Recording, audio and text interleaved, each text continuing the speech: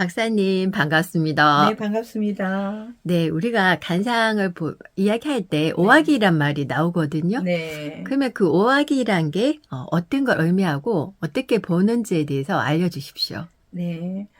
우리 얼굴이 대자연을 그대로 품고 있다고 그랬죠. 네. 그러니까 우리 얼굴은 우주를 다 품고 있거든요. 그래서 예전에 저희들이 수업을 했을 때요, 이제 사독에 대해서 했어요. 사독. 그리고 우리가 어디 대자연에 놀러를 갔을 때도 반드시 산 좋고 물 물이 좋아야 좋고. 되는 거죠. 그죠? 네, 맞아요. 그럼 아까 물이 좋은 데 해당이 되는 것이 사독입니다. 음, 그럼 오악은 산이거든요. 예. 그러니까 산 좋고 물이 좋으면은 관상을 딱 볼 것도 없다. 아, 산이 좋고 예. 물이 좋은데 그럼 전번에 이제 물 좋은 데는 다 했고요. 예. 그 다음 이제 산은 바로 요 튀어나와 있는 부분. 산은 이렇게 보면 볼록볼록 튀어나와 있잖아요. 그렇죠. 그럼 우리 얼굴에서 튀어나와 있는 곳이 남쪽 산, 예. 이마. 이마. 남쪽 산, 예. 그 다음에 여기 이마랑 마주보는 여기 예. 북악. 네. 여기는 북악이라니까 여기는 북쪽 산. 아, 북악. 예. 예, 그 다음에 요 코. 예. 여기는 중앙산. 중앙 예, 센터니까. 중악. 아, 예, 중악. 그 다음에 우리 예. 여자는 항상 오른쪽부터 본다 그랬죠? 네. 여자는 오른쪽이 동쪽, 동악. 동악, 여기는 서악. 서악. 아, 그러니까 동악, 예, 서악, 남악, 북악, 정중앙. 그러면 이제 남성은 이제 다른 게 이제 요쪽은 동악, 틀리죠. 서악만 바뀌겠다, 그렇죠. 그죠? 남좌, 여우. 네. 남자는 항상 우리 얼굴에서 귀도 2개, 눈도 2개, 눈썹도 2개 있잖아요. 광대도 2개. 그러니까 항상 남성분들은 왼쪽부터 먼저 여성은 보고 우리 오른쪽. 여성분들은 오른쪽부터 보고. 그래서 음, 심지어 우리가 부부가 잠을 잘 적에도 남자는 왼쪽에 자죠. 네. 그런가요? 네, 남자는 왼쪽에, 아, 네. 여자는 오른쪽에. 아, 그래서 그다음 우리가 공수 예. 손을 들 적에도 아, 항상 예, 공수하면은 유치원 어린이도 네. 생각나는데? 예, 남자는 항상 왼쪽, 맞아요. 여자는 오른쪽. 맞습니다. 그 대신 여기 딱 바뀔 때가 있어요. 예, 상가집에. 흉사. 그러니까 예. 상가집에 갔을 때는 맞아요. 여자의 손이 이제 왼쪽에 위로 올라오는 거. 그래서 이게 모든 게 대자연의 이제 법칙이 있는 것이 양과 음의 원리거든요. 남성은 양, 예. 여성은 그래서 요 5가지의 부류가 있는데 가장 요 중에서도 중요한 부분이 바로 요 중앙산, 예. 코입니다. 요 요 5가지 오악. 그래서 5가지의 산맥, 산악자를 써서 이게 산맥이 5가지의 산이 있다고 오악이거든요. 예. 근데 그 중에서 가장 중요한 거는 어디다? 코, 중앙, 중앙산, 산. 중악. 음, 요거는 내 얼굴의 관제탑입니다. 그렇네요. 예. 전체 그 센터. 그러니까 코를 가장 좋은 오악이란 요 얼굴에 내 센터를 중심으로 해서 높지도 않아야 되고 낮지도 않아야 되고 균형. 그래서 우리 얼굴에서는 누가 잘났고 못났고가 아니라 내 얼굴에서 조화. 내 얼굴이 조화를 갖추고 있으면 그 최고의 좋은 얼굴이거든요. 뭐 다른 연예인들 보고 코가 뾰족하게 굉장히 지금 멋있다 이렇게 보지 말고 내 코가 적당하게 이렇게 작으면은 내 코의 높이만큼 전체 기운을 보내죠. 예. 남악도 여기 북악도 동악도 서악도 이렇게 해가지고 그래서 코는 임금이고 광대는 어디라 그랬죠? 신하. 예. 그러니까 동쪽 산, 서쪽 산은 신하에 해당이 되고 예. 여기는 나의 임금의 자리에 해당이 되니까 항상 신하가 임금을 떠받쳐야 되죠. 그렇죠. 그런데 중앙산은 나지막한데 여기가 신하가 너무 강해요. 예. 그런 경우에는 조직에서도 신하들이 말을 듣지가 않습니다. 내 주장이 잘 먹혀들지 않는다. 그렇죠. 예.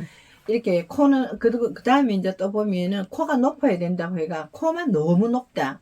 광대는 꺼졌는데 그런 경우에 흔히 우리가 막 성형 수술을 하면서 예. 전체적으로 얼굴이 다 낮은데 코만 후뚝하게 세우는 거 이걸 관상학에서는 고봉 외로울 복자 고무리 고봉코 예. 그러니까 산이 아무리 아름다워도 사람이 갈 수 없는 곳에 예. 그 산이 서가 있으면은 혼자 막 화중증이죠. 고고한 척하고 서 예. 있으면 예. 그럴 때에는 절대로 주변에서 세력이 찾아오는 세력도 없고 만나러 오는 사람도 없고 혼자 쓸쓸하게 외로이 이렇게 늙어가거든요. 그래서 우리가 흔히 요 구독자님들 중에서도 성령 뭐 따님이라든지 요 성령을 하거나 이할 적에도 가장 중요한 거는 조화.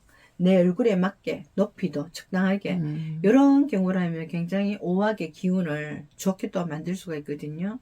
그리고 그 중에서도 가장 이렇게 또 이제 조심해야 될 부분이 산은 뾰족하면 안 되겠죠.